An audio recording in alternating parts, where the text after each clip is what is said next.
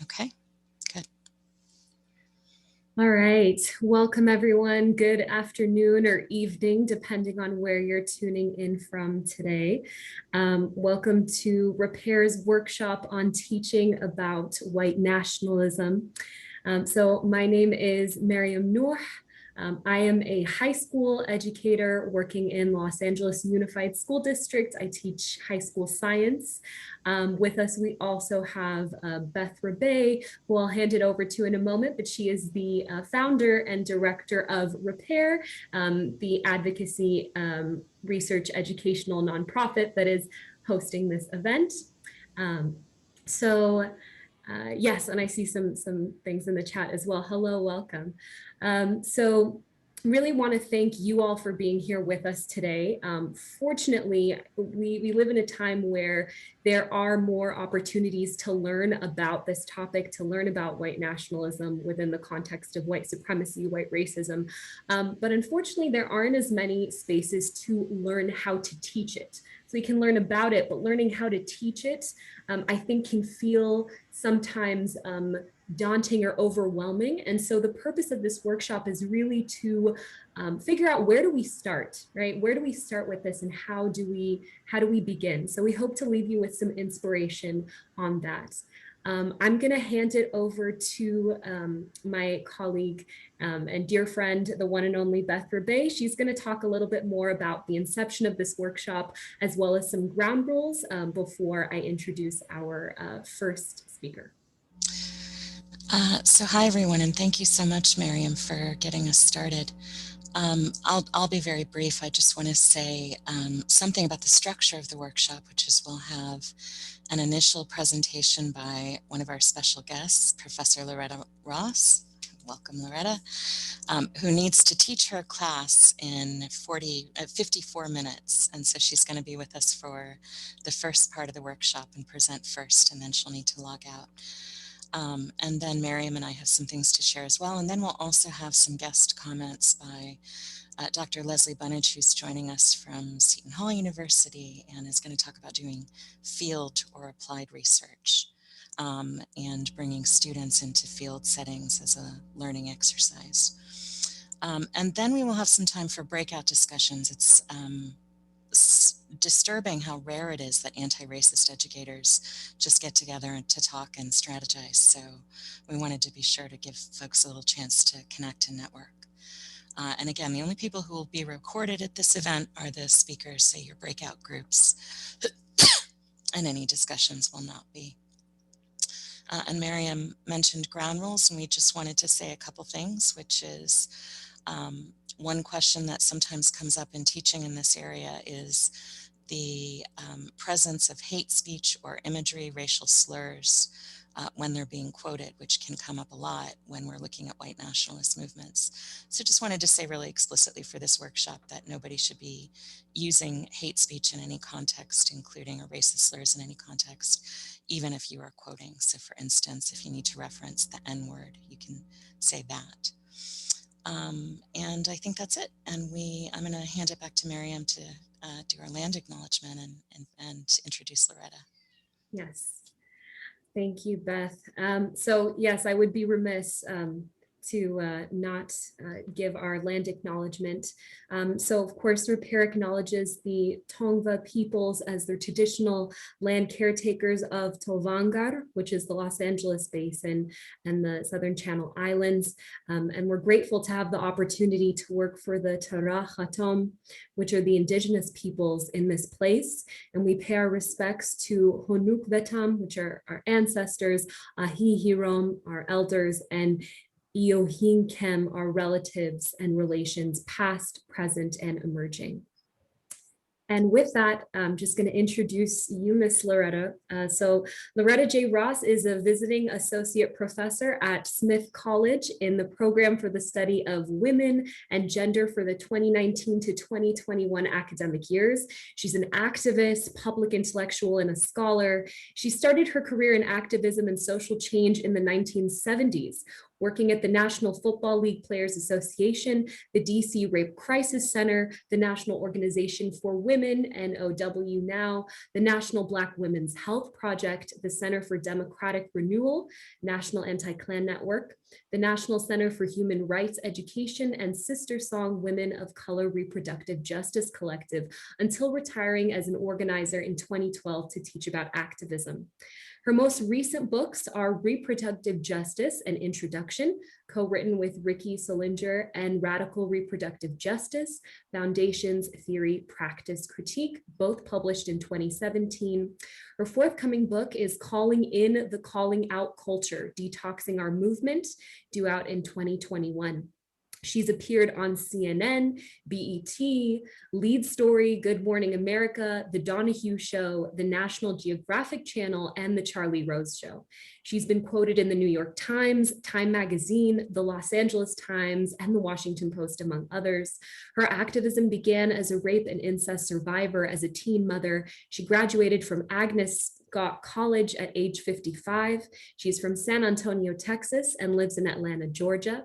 She is a mother and grandmother, an avid pinochle player. Her dream is to see Venus and Serena Williams play tennis in person. And her website, if you want to know more, is www.lorettajross.com. So with that, we're very, very excited and honored to have you with us. Thank you. And I think you remind me that I need to provide a shorter bio. Because first of all those jobs sound like I didn't keep a job more than 3 months, and it's actually took 50 years to process through all those jobs. But when you pile them together, it sounds like, well, did she ever stay anywhere?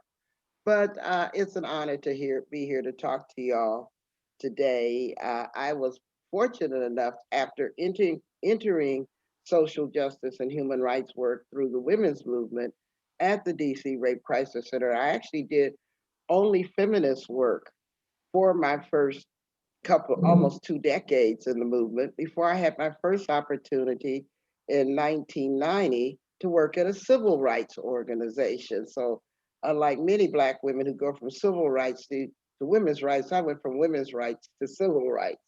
And that was my first experience really looking directly at the face of hate. I was very fortunate enough to have been hired by Reverend C.T. Vivian, who had founded the National Anti-Klan Network in 1979 after 5 anti-Klan protesters were killed in Greensboro, North Carolina.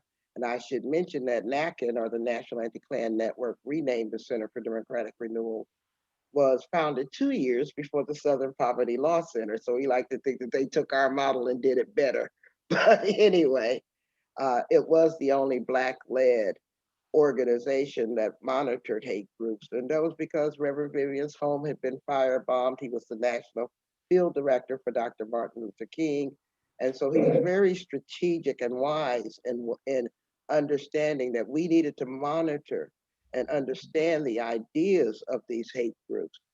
So I was hired in 1990, as I said, and at first I was hired to deal with the remnants of hate groups, meaning that once a town experienced hate violence or marched by hate groups, then I would go in and, as the program director, help these towns decide how they were going to respond, or sometimes in front of the marches, how they would respond. And there was always 3 sets of white people in these towns. There'd be the young white people who wanted to form the anti-racist action response.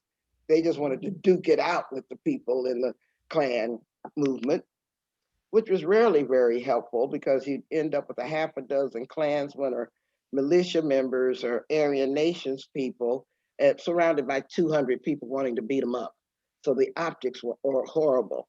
And it always allowed the white supremacists to write a victim narrative for themselves. And then the larger set of people generally wanted to ignore them and just pretend that if it went away, we don't have to do anything about it. We don't want our town to get a bad name. We don't want the Chamber of Commerce to be embarrassed. They'll just go away. And of course, that's as useful as ignoring cancer, right? But then there were always people in the middle who didn't know what to do. They wanted to respond, but they knew they didn't want to follow the ARA anti-racist people, but they also didn't want to turn a blind eye to it. And it was for that set of people I developed the concept of appropriate whiteness, because they didn't know how to respond to white supremacy in a way that was constructive, because the only people talking about white pride were the white supremacists. And so they wanted to stand up against white supremacy, but they didn't know how. And then 2 years into my job, my research director, Leonard Zeskin, retired. So I became the research director as well as the program director. And at the time, I was the only woman leading a research department at an anti-hate monitoring group, which was very interesting because I brought my feminist consciousness to that job. But most of the men that I worked with as collaborators didn't understand the intersection between misogynist violence and racial and anti-Semitic violence and anti-immigrant violence. And so in 1992, I started the first project monitoring how porous the walls were between the white supremacist movement and the anti-abortion movement. And I started that in August of 92, and 6 months later, the first abortion doctor was murdered, proving that there was considerable, not only Nazification of the anti-abortion movement, but that they had actually embraced pretty much the assassination of paramilitary styles of the white supremacist movement. And when you monitor, you not only trace the ideas, but you actually trace the movement of personnel between the two different movements. So it was quite interesting sometimes being the only Black woman at a Klan rally, with the white bodyguard pretending we were an interracial couple, or actually we pretended we were in the media. We always had these fake media credentials on. And then, but most people assumed we were an interracial couple, but in fact, he was my bodyguard. But anyway, that was what I did in the 1990s. And so obviously that required me to start teaching about white supremacy. So let me fast forward now, how many decades it's been since then. When I retired from doing community organizing in 2012, I got a chance to start teaching. And I actually could have chosen a number of topics to teach on. As I said, I've written or co-written 3 books on reproductive justice because I'm one of the creators of that theory, which has transformed the pro-choice, pro-life debate in this country, I believe. But those of us who were monitoring hate groups early on felt like Chicken Little. We kept saying the sky is falling, and nobody believed us, particularly after President Obama was elected. Then there was a massive defunding of monitoring groups because everybody assumed, at least in the funding world, that we were in a post-racial moment, so no one needed to keep an eye on these hate groups anymore. And so other than the Southern Poverty Law Center, which almost prints money, many of our other organizations folded, including the Center for Democratic Renewal National Anti-Klan Network. So we went from having over a dozen hate progressive organizations monitoring hate group to now we have 3 or 4. And that's just that, because of course, people in the hate movement never retreat, they just regroup. And that's what we saw when Trump came down that golden escalator, where he tore the veil off of white supremacy, doing everything but proudly announcing himself as a member. But those of us who did any analysis of him or the porous wall membrane between people on the far right, the religious right, the conservative movement, and the traditional bigots, know that those walls are extremely porous. They exchange ideas, they exchange personnel, and right now we have watched the Nazification of the entire Republican Party, where if they can't dominate and singularly control democracy, they're willing to overthrow it. So right now, there's not a whole lot of airspace between the radical revolutionaries of the people on the far right who want a racial holy war and the insurrectionists at the Capitol on January 6th who were willing to overthrow a legitimate democratic election simply because they didn't win it. So we're dealing with people who think that democracy should only be maintained if they're the ones in permanent control of it. So they are now figuring out how to start an apartheid-like state here in the United States because they're demographically doomed. In a few short decades, white people are going to be a minority amongst minorities. They're not going to be more than 50% of the population, and this scares them to death. They've been planning on this, I would say, some people say since 1954, Brown v. Board of Education, like Nancy McLean said in her book, Democracy in Chains. I say it started with John Calhoun in 1837, when he recognized that one man, one rule would not keep a small plantation elite permanently in power if we actually became a truly democratic country. So they know what they've been dealing with for a long, long time. The contradiction between a country built on genocide and slavery and the ideals of democracy and liberty that it's trying to not only live by theoretically, but also export around the world. And so when it comes to the teaching of white supremacy, I'm just going to briefly go over what I do to teach. First of all, it's an approach question. My mentor, I mentioned him earlier, Leonard Zeskin, he used to say to me when I took myself so seriously, particularly when you work in the South, you're working in the footsteps and the shadows of people who have died for this work. This is not just a vocation. This is not just the nice thing to do. You know, when you have to go to Blakely, Georgia, because the fire department is being run by the Klan and they let a 5-year-old boy burn down in a house 2 blocks from the fire department. It has that impact on you that this isn't just a debate between fascism and democracy. This has actually is dangerous stuff. So I used to walk around overly serious, and Leonard used to say, Loretta, lighten up. He said, fighting Nazis should be fun. It's being a Nazi that sucks. And that changed my whole attitude because then I realized that I didn't have to pretend that I was the entire chain of freedom. I just had to be the strongest link in the chain of freedom. And by that way, I could put all the work that I was doing in perspective and understand that I could not let the fact that I had to look at the vomit of the world endlessly sap my joy of life from me. That I still had to figure out a way to understand that most people are not in hate movements. Just like as a rape survivor, I had to understand that most men are not rapists. But it takes a while to regain your center of balance and not just walk through life made crooked by all the awful stuff you have to focus on.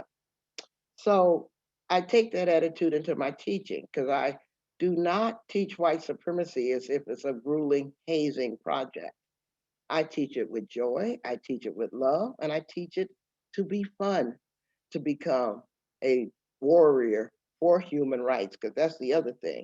It's not enough just to define what you're against. You actually have to consider, what if you win? Well, what are you for? I mean, if you ever got the power, would you just replicate the only system that you know of discrimination and injustice? Or could you envision what kind of values and what kind of norms, standards, treaties, and all of those things would you have in its place? So I follow in the footsteps of the Black leaders. I mean, Frederick Douglass told us in 1858 that he wanted America to be dedicated to human rights. And that was 90 years before the Universal Declaration of Human Rights was even written by Eleanor Roosevelt. So Black people have been very clear what we're fighting for a long, long time. We're a little disappointed that it takes white people a long time to notice, but that's where we are. Okay. So how do I teach it? So I teach it with love. I teach it with joy. I teach it with respect. I start off by telling them why they need to understand about white supremacy. And one of the more important points to make pedagogically from the outset is you have to separate the ideology from the identity, because white supremacy is an ideology, a body of ideas, a way, an organized way of making sense of the world. It is not an identity, because not all white supremacists are white, and not all white people are white supremacists. And so I think that conflation has led to an unnecessary paralysis, where people think that if I don't stand against white supremacy, then I must be a white supremacist. And of course, we've got the failure of decades of whiteness studies that has done an excellent job of analyzing the construction of whiteness, and a poor job of talking about what to do about it, because they always landed this formula of saying, well, you got to figure out how to be less white. And I'm like, how's that supposed to work? I'm not trying to be less black. I'm not trying to be less a woman. I'm not trying to be less Southern. So how do you change immutable characteristics over which you don't have any control? That is such an unsatisfactory landing place for me, and it's producing masses of white guilt and white fragility that then gets brought to our human rights spaces, that are then asked to serve as public therapy spaces instead of spaces to end oppression. So I'm like, we got to figure this out better than what we're doing right now, because, we've had too much time. And I understand about white people. What I do understand about white people is that once Trump became president, a sense of panic set in, because it's like a student who has an exam tomorrow, but you had 400 years to study for it. But you didn't know you had the exam till he came down the escalator, kind of thing. So I understand the panic, but if you do it with love and respect and not anger, we can all get through this. Because I love the fact, I don't care when people woke up. I don't care if they woke up yesterday. The fact that they're not on the other side is a victory for us. So anyway, that's how I approach it. I do not use trigger warnings in my classes. I do not use even the caution guidelines that you offered, Beth. I don't offer those. I don't care what people say in the class. I really want them to offer me their unfolding thoughts so that we can receive them with respect. Let them be truthful about what they're saying and how they feel, so that we can actually talk about, okay, you have an inner great opinion of yourself. Now let's show you how to match your outer behavior to your inner great opinion, so that you don't have this cognitive dissonance making you walk in the world in a way that you don't want to be seen. I mean, there's ways to do that. So that's one of the reasons I don't use trigger warnings or caution things. And I do a lot of cursing because I'm just like cursing. I grew up in a very religious household. So once I learned how to curse, I've just got the pottiest mouth in the world. But that's just personal preference for me. Anyway, so I start with why we're at this historical moment. Then I analyze history, talking about the relationship between white supremacy, white nationalism, and fascism. There's actually no daylight between those kinds of terms. I think the difference between white supremacy and white nationalism is a question of tactics. I think fascism is something that America was founded on. We set the blueprint for fascism that Hitler studied. So I think that we really need to understand uh, our place, and not act and not pretend that fascism ended with World War II, which is the popular narrative that Americans are brainwashed with. I talk about the components of the ideology, the role that anti-Semitism played in constructing anti-Blackness, how the whole relationship between Spain and Portugal on the Iberian Peninsula turned a trade relationship into one of plunder and piracy and enslavement. So it's really important to teach how economic decisions drive ideological constructions and then contour religions to justify those economic decisions. And so I teach European history before I ever get to teaching about what they call the New World. And because I feel that a lot of people use too foreshortened a lens and start with 1619 as if like, oh, that's where it all starts. I don't think so. The ideology of white supremacy was created in Europe long before the so-called New World was developed. It was created in the pogroms against the Jews, the way that religions got racialized. I mean, we have to really talk about how you went from being, you know, an Arab or a Muslim into being a separate race, when in fact we were dealing with countries with religions that were multiracial. You know, people who were Muslim were white, you know, Muslim and black. People who were Jewish were white, Muslim, you know, black and Jewish. I mean, they were all mixed up. And then once that economic decision transformed itself, then religions became racialized. And that's one of the foundational parts of white supremacy that we need to teach. So talking about its components and its history, and then I bring it up to the New World, where I talk about how it was established, defined, and maintained. I also have to make sure that I have a healthy component in there about Holocaust denial, Islamophobia, and slavery denial. And then I talk about its impacts on immigrants, how it's integrated into our law enforcement, our public policy, our legal system, our academic institutions, how it contaminates free speech policies and our adherence or lack thereof to the US Bill of Rights, our public policies, how it affects gender, particularly anti-abortion violence. If you recall, I started looking at that back in the early 90s, and I've been watching not only the Nazification of the anti-abortion movement, but how they switched from peaceful prayers to now capital insurrection, because there were several hundred anti-abortionists, even convicted clinic bombers in the Capitol insurrection on January 6th.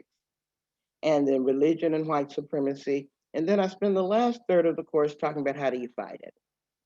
How do you challenge it? What is the contrast between human rights and neo-fascism?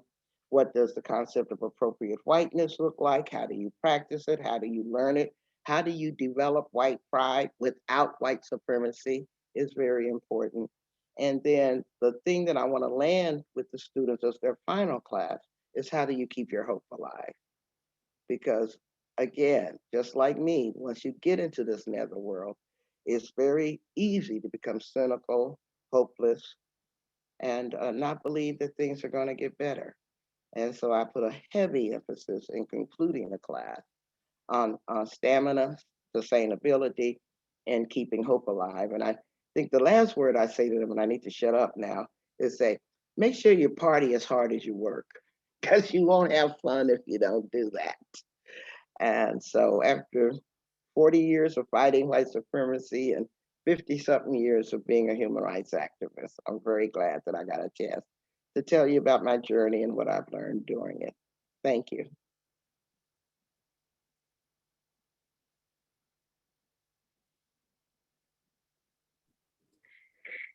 Thank you so much, Loretta. That was, oh, wow, that was just soul food on so many levels. Thank you for guiding us through your mindset of teaching with love and respect and rooting it in history, in deep history, and ending with hope and how to fight it. It's just beautiful.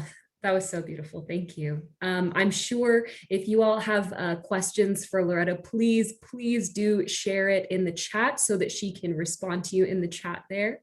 Can I say one more thing? Yes, absolutely. Because I see in the chat that people say, I want to take your course. I teach it online for $5 a class, and my class starts at 7 o'clock, but you can, after this class, you can come on. You can enroll on my website, because I do offer, I have between 400 and 450 people every Wednesday night in a class teaching, learning this stuff. So feel free to enroll on my website. Remember to check out though. Don't just load the class in your shopping cart. Amazon has taught us to use checkout, okay? Otherwise people call me and say, I didn't get the link, kind of thing. Absolutely. And Beth had put the Loretta's website into the chat as well. So please, you can access it from there. And she also put in Loretta's syllabus. So absolutely, please, we encourage you to to look at it and to check out.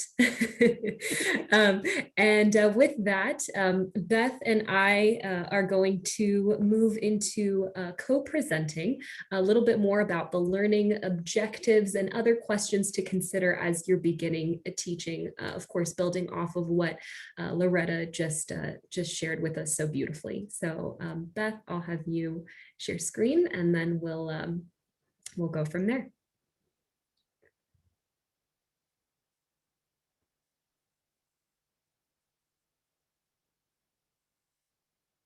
Should be good to go, Miriam. All right, awesome. Okay, so I think most of this information has already been shared, but that's just Repair's website at the bottom there. If you'd like to go and learn more, I think we can go to next slide though, Beth. Awesome. Okay, so the question really is, how do I start, right? If you're a novice or if you've learned more but are wondering how do we teach it, where do we begin? So we're going to talk about 4 things, and of course a general overview of these 4 things. But first, the learning objectives and learning modalities that you might want to consider. This idea of we teach who we are, so situating yourself relative to the subject material, and that's important. Resources, where can you find them? And of course, ethics and safety, which is also hugely important when considering teaching this. Right, and with that, the learning objectives. So Beth and I came up with 3 very broad learning objectives. Being in any sort of educator or teaching position, you of course want to have a clear understanding of what exactly you want to be teaching, right? So these learning objectives are by no means comprehensive or in the way that you should directly take them, but please feel free to pull from this and make them smaller or larger as you see fit, depending on the amount of time you have to teach, what you're teaching and such. So but these 3 general categories first, and learning objectives are usually framed as students will be able to, because we want to focus on who's doing the learning. So students will be able to recognize white nationalism as an element of the broader landscape of white supremacy and structural racism, right? So not seeing white nationalism as a standalone, right? But really seeing it as very much part and parcel and a byproduct of this landscape of white supremacy and structural racism. So that's first. Secondly, students will gain more familiarity with recruitment, socialization, public engagement, and branding coming from a range of white nationalist movements, right? So understanding it more from a lens of how are these movements dealt with from the inside, essentially, right? How do they recruit? How are they socialized, right? What is the branding? What's the messaging there? And then lastly, students will be able to identify some areas of impact and consequence stemming from white nationalist movements, right? So what are the impacts of this in communities, in electoral politics, in media, very much including social media, especially in this day and age, as well as in our individual psyches, right, as individuals, because this impacts us on all levels, really from the macro to the micro, and in the public consciousness. So again, focusing on recognizing it, understanding the recruitment, socialization, media tactics, and then identifying those areas of impact and consequence. And Beth, I don't know if you wanted to add a bit more about this before we continue. I think you covered these beautifully, but I'll add one thing, which is just to say that I think one of the areas that's particularly poorly understood is recruitment and socialization. So white nationalist movements don't grow because people just spontaneously see a Confederate flag and find their inner Nazi. There's a set of ways in which white nationalist movements tap into existing tensions and needs and traumas, ways that they recruit youth, ways that they recruit people dealing with mental illness, ways that they recruit people who are working class or poor. And understanding what those networks look like is really vital for people to then start to recognize how white nationalists are recruiting within local communities. Is it through, are they targeting youth through white power music? Is it more about military recruitment? Is it about white networks within incarcerated populations or motorcycle clubs? Is it the kind of class privileged articulations of some of the alt-right. How are they present in social media, and how are they operating on college campuses and infiltrating, in some instances, high school campuses? So having a sense of the inner workings and the ways in which these movements teach people to embrace a profoundly white supremacist worldview, I think, is a really important piece. And I am responsible for our next set of talking points, though I'm glad if Miriam chimes in or if Loretta wants to chime back in at any point. But we both wanted to relate back to that point that Miriam shared, which is we teach who we are.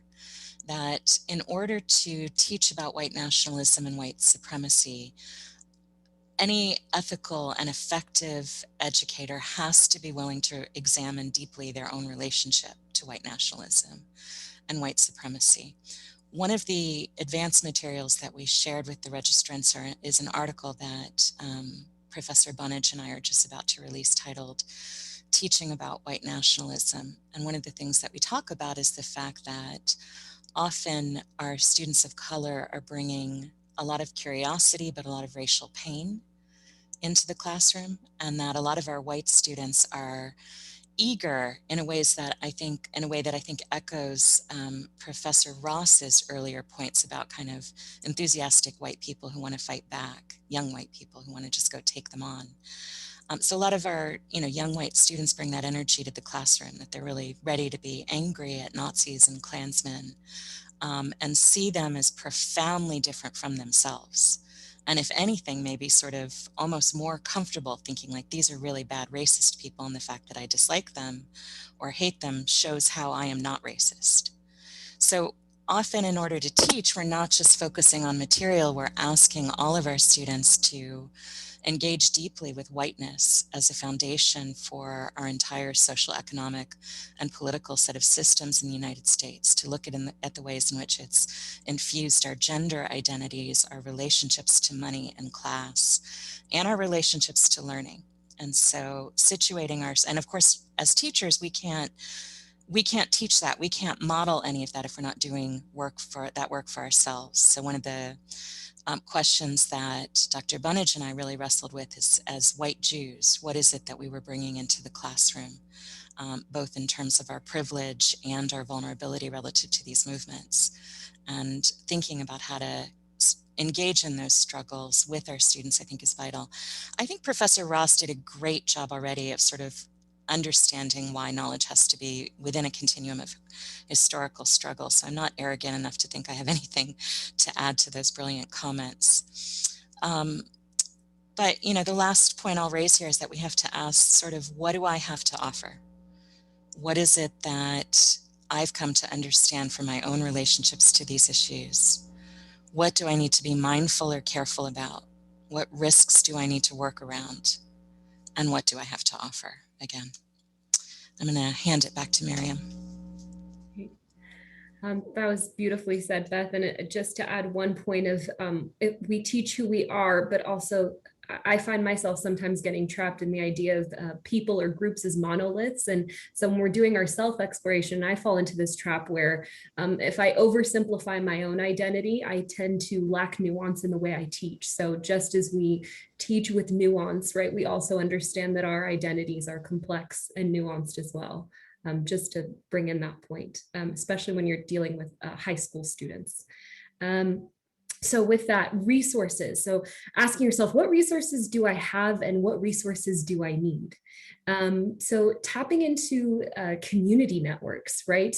Local and virtual expertise. We just had, of course, Loretta talk to us about her, virtual expertise that's available online. And I think one of the blessings of COVID is that that's proliferated a lot more, but really looking at where are the local and virtual, where is the expertise to generate dialogue and to really learn more, right? Where are those networks? Because they're there, right? They just need to be tapped into. Of course, what are the resources in media, in literature? Oh, so there you go.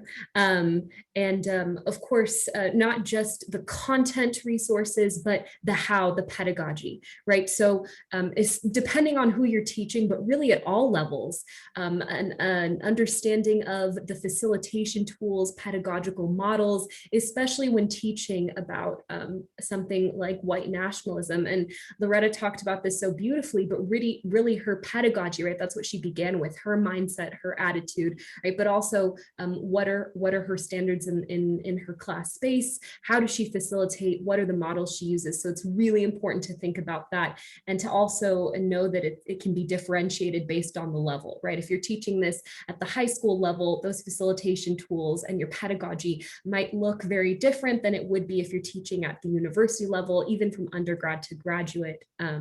So just some things to consider with resources. Beth, if there's anything else you'd like to add.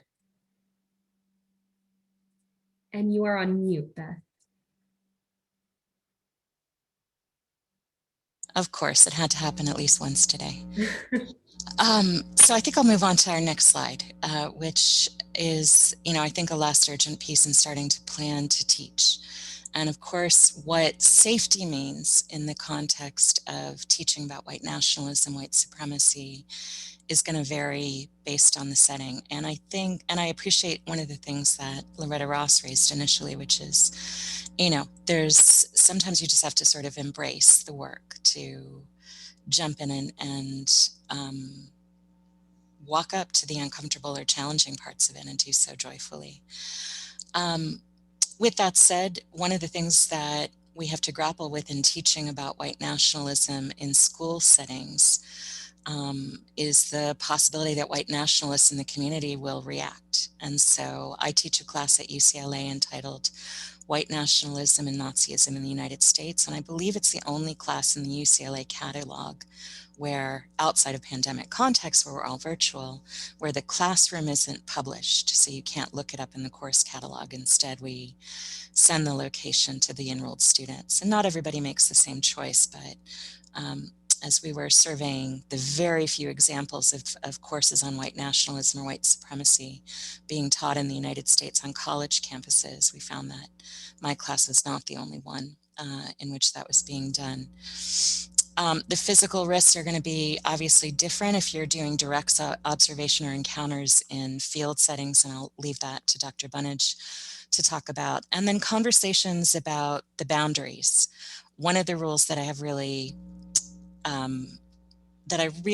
emphasize in my approach to teaching is I never want a student to have a moment in which they are feeling trapped in being exposed to intensely traumatic and racist imagery and material and feeling like they have to do it to get a grade. And so most of my students are pretty eager to look at source materials. They want to hear videos, which include direct footage or interviews with white nationalists. They look directly at their websites, but having conversations about consent and boundaries and so forth, I think is important. A third aspect of safety, and again, safety is a work in progress and not the only goal, but thinking about how to support students in managing their different reactions to the course material is vital. I wish we had more time today than we do, because one of the issues that my students are often surprised by, and that comes up for many of them as they're studying white nationalist movements, is experiencing empathy.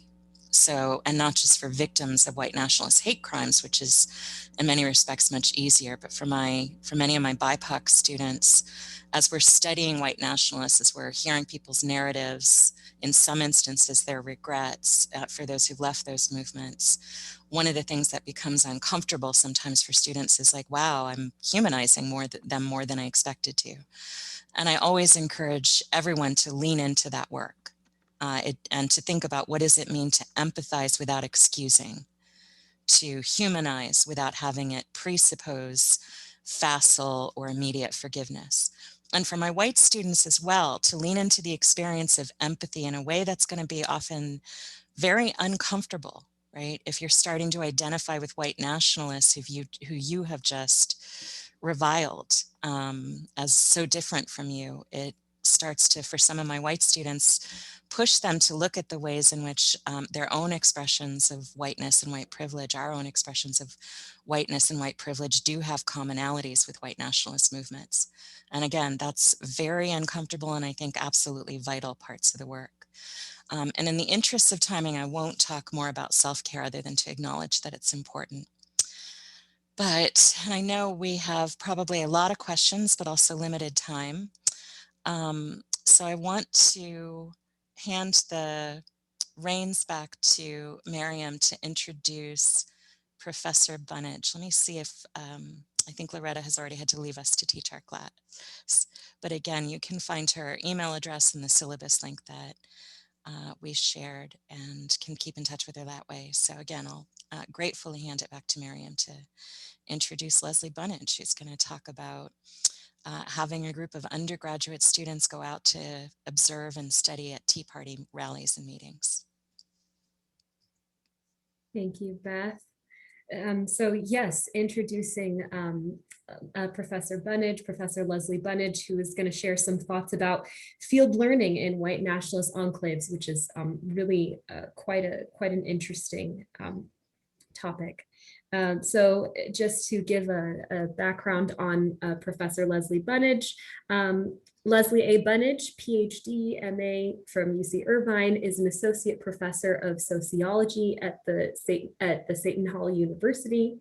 Her research interests include social movement mobilization and strategic formation, intersectional racial, gender, and socioeconomic barriers to participation and leadership development within social movements and labor movement revitalization. She studies and writes about both left and right-wing social movements and completed a prior study on racialized patriotism, white identity politics, and the Tea Party in New Jersey. She has recently focused on the role of internet communication technologies in movement mobilizations and their outcomes. And with that, Dr. Bunnage, I will hand it over to you to share more about your teaching experiences. Thank you so much. So first of all, I want to thank you for, Miriam, your unbelievably smooth facilitation and a great presentation. And thank you so much to Dr. Beth Rebay for organizing this, for often having her finger on the pulse of the most important things that need to be happening, and for constructing just amazing programming. I'm so glad to be here with everybody right now. I think this is really important that we're all here. How do we, do I share my, there we go. Oh my gosh, way smoother than I'm ever used to. Thank you so much. All right, so I'm going to be talking about, what's interesting here is that we see a variety of different pedagogical styles, right? And what everyone has suggested so far, things that we should all keep in mind. And hopefully this is sparking ideas about the possibilities, because what I did wasn't an explicit class on white nationalism. So here's another way to kind of go about overlapping issues. What I'm reflecting on today is a class that was actually in 2010, as the Tea Party movement was bursting onto the scene. I should preface this by saying that the original, and I wasn't originally constructing this as a course. I was thinking about it an opportunity to sort of tap some students, some undergraduates who could work with me in an independent study kind of capacity, so that they could be sort of research assistants and have this experience of doing this field work. And what happened was, I did the political organizing thing where I kind of tripled the number of people that I asked, thinking that it wouldn't work for a lot of people, but everyone in fact could do it and was enthusiastic to do it. And so then I was given the opportunity to develop this course. And so it was really like a sociology research methods course that basically facilitated field research with the Northern New Jersey and New York City Tea Party movement. So students first, we all studied the movement remotely through review of text, visual, and social media. And The thing to keep in mind too is that collecting data takes a long time. And so at this juncture, it was early in the movement's activities. And so there actually wasn't a lot of like research that had been done on the movement. And then students joined me or proceeded in pairs or small groups to observe Tea Party rallies and meetings. And some students also accompanied me in interviewing Tea Party leaders, sometimes in person and sometimes they participated in a phone interview. Thank you. So the Tea Party is deeply invested in patriotic narratives that presume that people of color are not or are less American. The Tea Party explicitly uses traditional white nationalist racist images, for instance, images of lynching President Barack Obama, and in some instances, Nazi iconography and images. So the thing to keep in mind, as you can imagine, and as a number of us might know, that when you do field work, that you are traipsing into the unknown. There are a lot of moving parts and a lot of aspects of the experience that are pretty unpredictable. And one of the things that occurred is that sort of as a class, we were discovering the white nationalist undercurrents of the Tea Party movement together. At the time, they were some people, there was some attention being drawn to them as potentially having some racist members and some racist undercurrents. But in terms of the official agenda of the movement, it wasn't about white nationalism, and it still isn't officially about white nationalism. So we were learning together, actually, through looking at signage and looking at social media presence and websites, the degree to which there was this white nationalist undercurrent. The relationship between Tea Party membership and participation in more publicly acknowledged white nationalist organizations like the KKK or National Socialist Movement is informally acknowledged.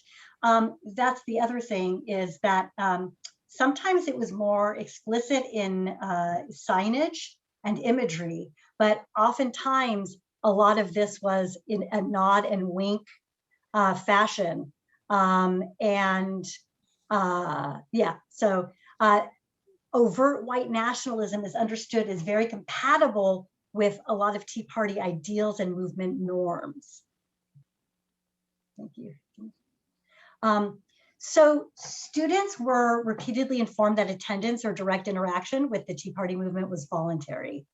And so Beth mentioned this previously, right? Which is that given the nature of things, right? It's really important that students don't push themselves in ways where they feel incredibly uncomfortable or put themselves at risk. And it struck me, and maybe if we have more Q&A later or have a breakout group, we can talk about this more. But one of the things that struck me was how much I needed to let students know that if they weren't feeling comfortable, we could modify the class for them. And it made me realize how much students are socialized to perform. Could you go back? I'm sorry. Thank you. How much students are really feel pressured to like perform in a certain way and to push back or to push through discomfort. And sometimes discomfort is important.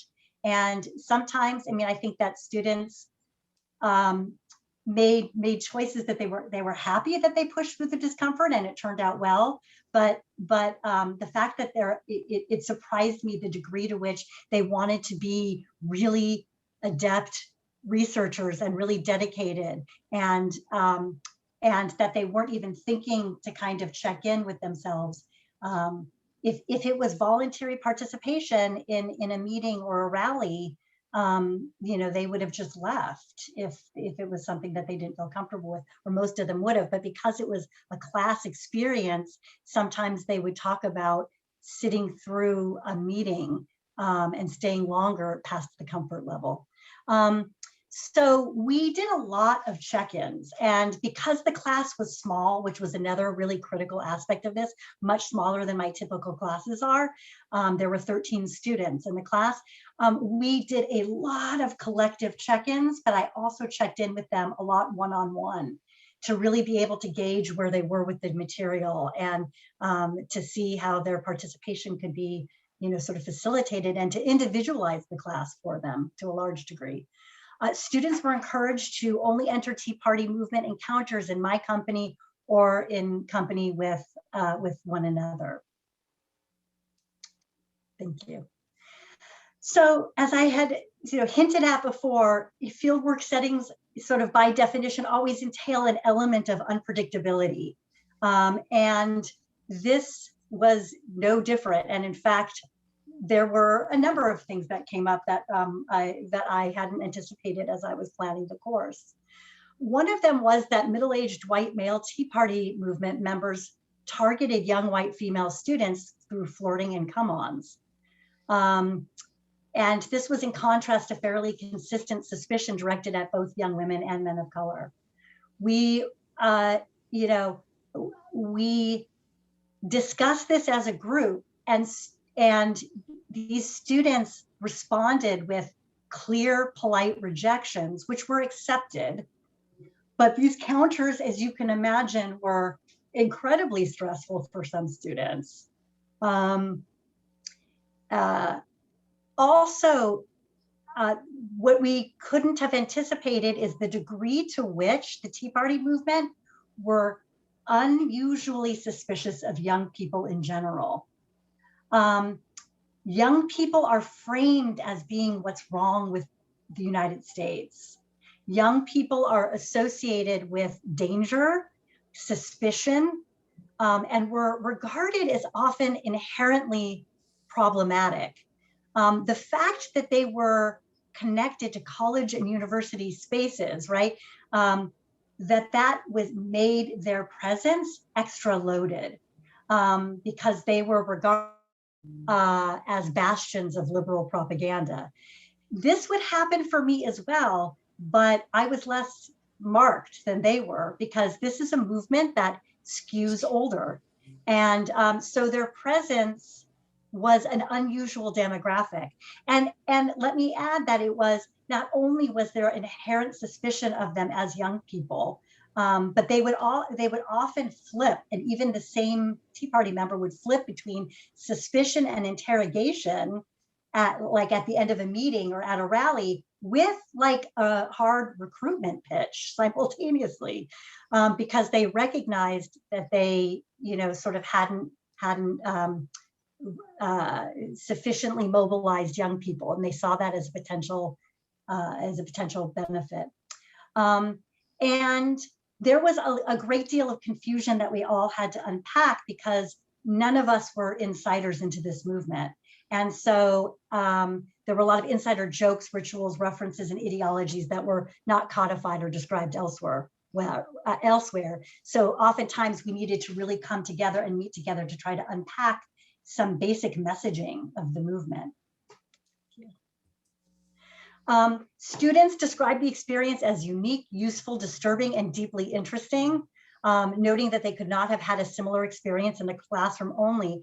And in fact, I would say this is especially the case for like white nationalist undercurrents, that we were figuring this out together and unpacking a lot of these sort of nod and wink messaging throughout, the way in which it was incredibly meaningful to them because they were stumbling on it and doing the analysis and making these discoveries on their own.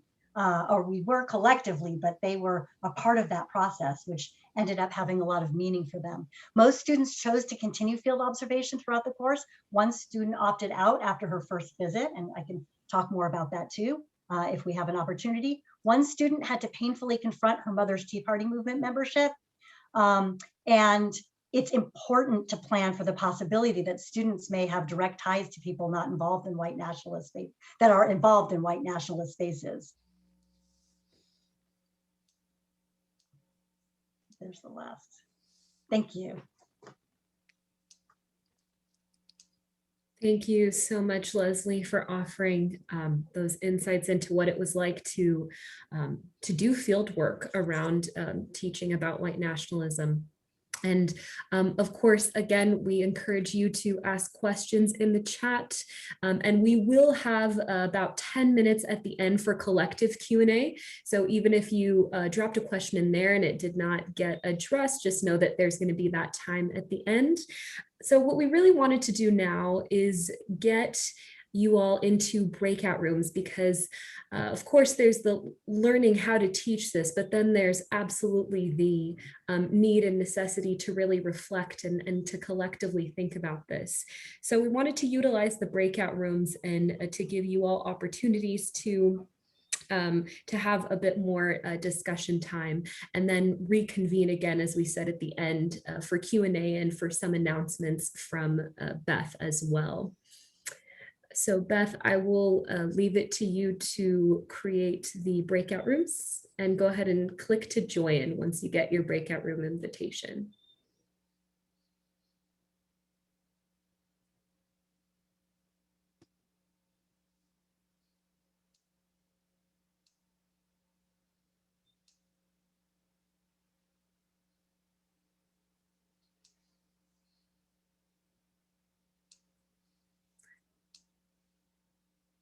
And if you're having any issues clicking to join your breakout room, please let us know in the chat.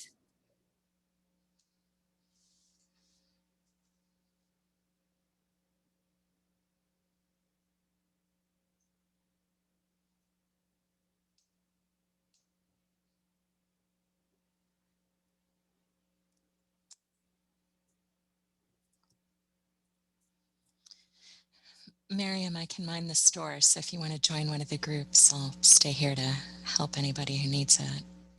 Sounds good. I'll join.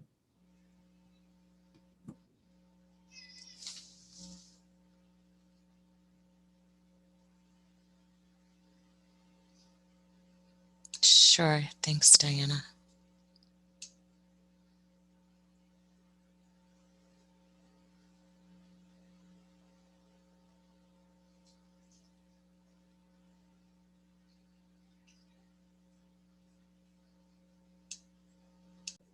So I see some hands raised. Just go ahead and type it into the chat.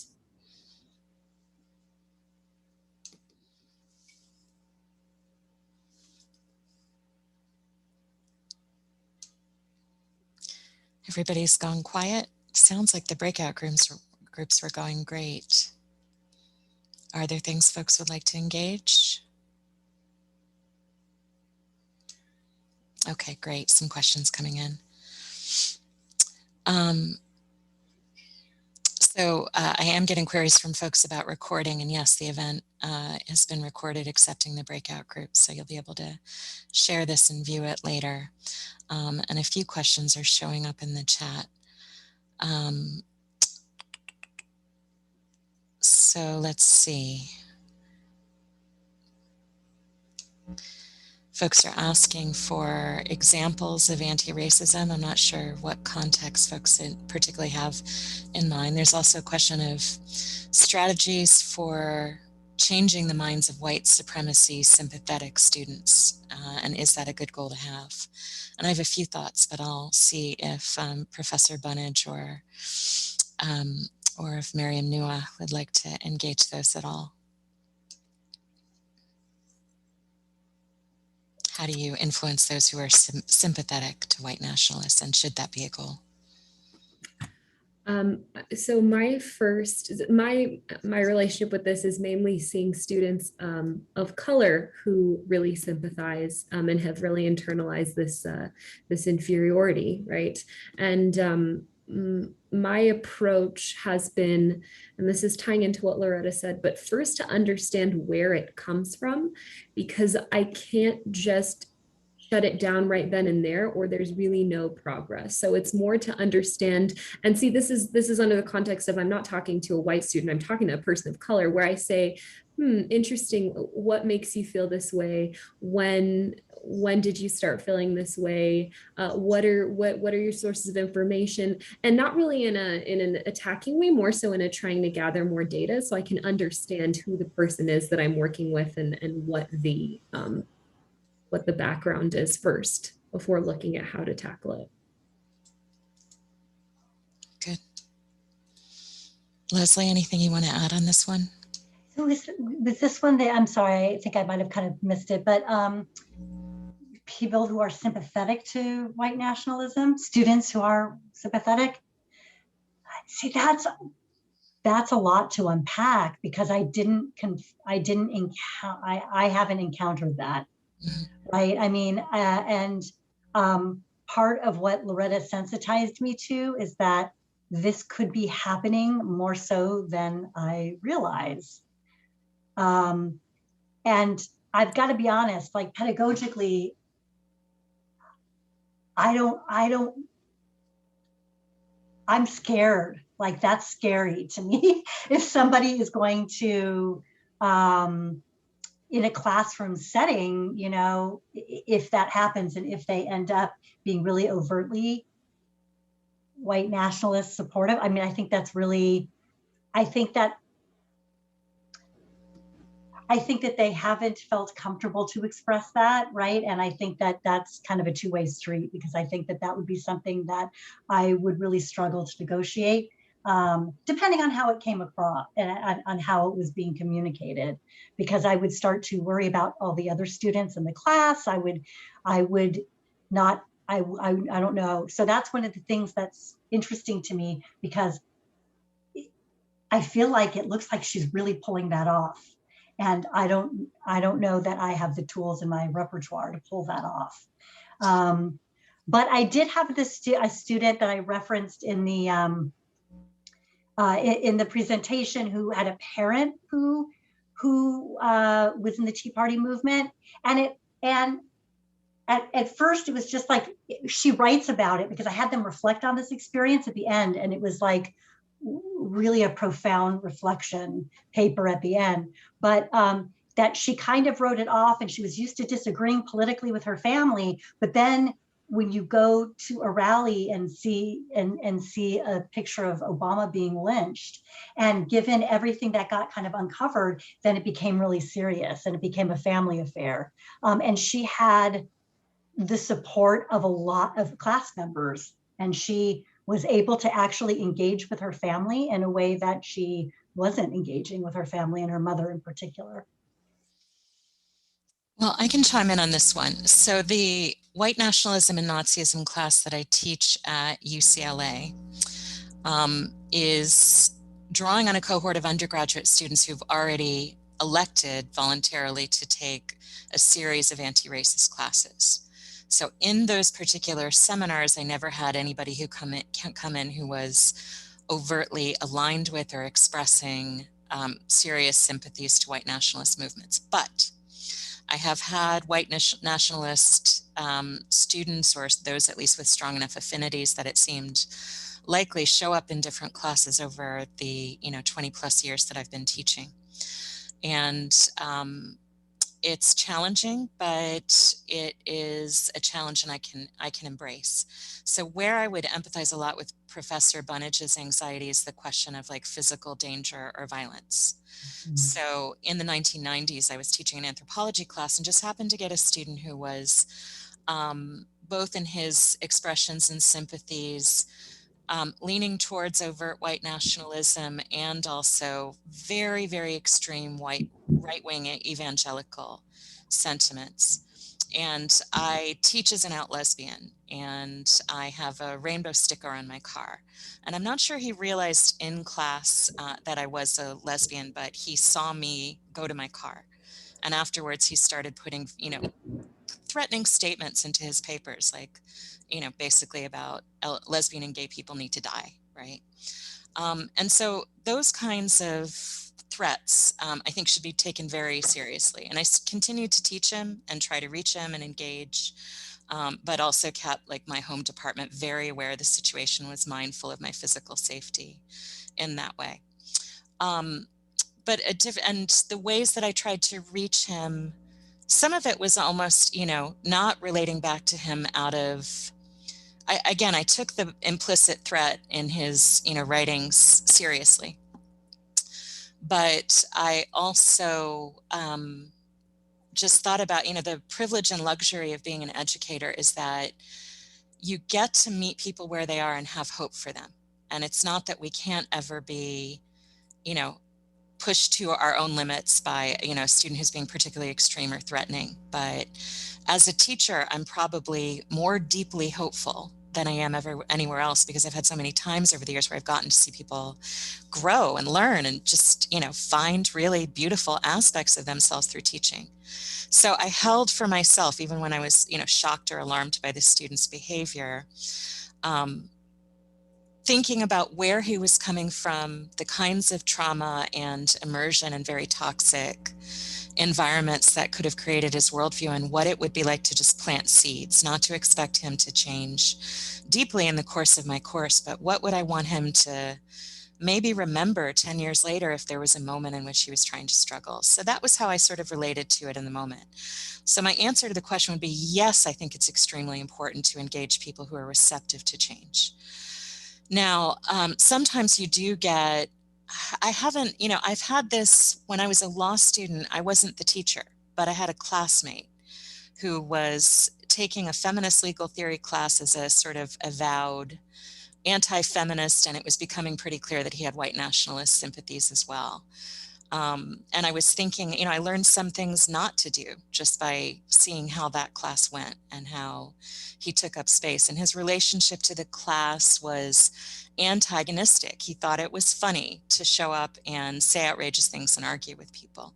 And again, I wasn't the instructor, and I would have drawn different boundaries than that particular teacher did, with no disrespect.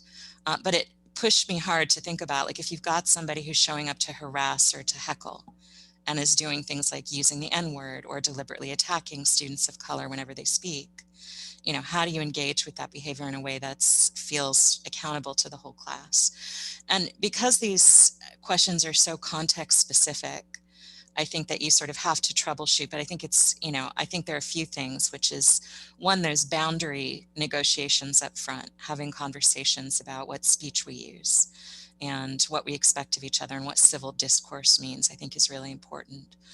And two, just, not being afraid to sort of calmly set boundaries when a student behaves outrageously.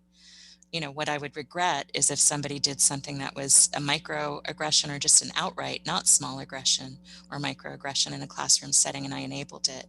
And as, I'm Jewish as well, but as a white teacher, that's in conversations about race, that's incredibly dangerous. When white educators enable racism in the classroom as well as perpetrate it, we do a lot of harm to the educational potential for everybody. So active engagement, whatever that's going to be, and thinking about how do I do it in a way that won't, as Loretta pointed out earlier, sort of help create a victim narrative for white nationalists by being seen as silencing. Jim is suggesting the book Breaking Hate by Christian Picciolini. We actually watch his TED Talk in my white nationalism class, and we've got kind of a critique of it because I think there are some things about his narrative that are a bit depoliticized, but also some things that are really useful. In terms of film recommendations, I really love White Right, so white with a W-H and right with an R, by Dia Khan.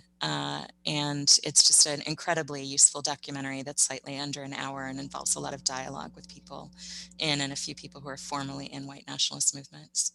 And I invite a former Nazi, a former teenage Nazi named Shannon Foley Martinez, who about 30 years ago was active as, barely a kid. I think she was 15 when she entered those movements and got out when she was about 20.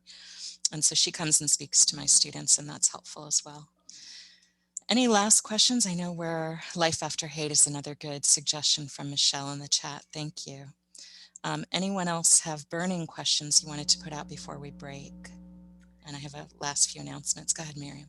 Yeah, I was just going to say there were a lot of questions and thoughts shared And I really just wanted to honor what everyone's sharing, and also acknowledging that each of these questions takes so much more than just our short panel of unpacking and understanding. So just really appreciate the way that you all are thinking about this, and know that this is something that we're all thinking through together. But our hope here was by no means to offer a comprehensive overview of teaching white nationalism, but our hope here is really just to inspire you all with a place to begin, and a place that is a point to jumpstart further growth in this. So that was really the intention here. So if you're feeling like, but I still don't have all the things, you're not supposed to. This is more of a, an entry in sort of thing. Yeah, definitely a catalyst. We know there's a lot of questions folks are still going to have.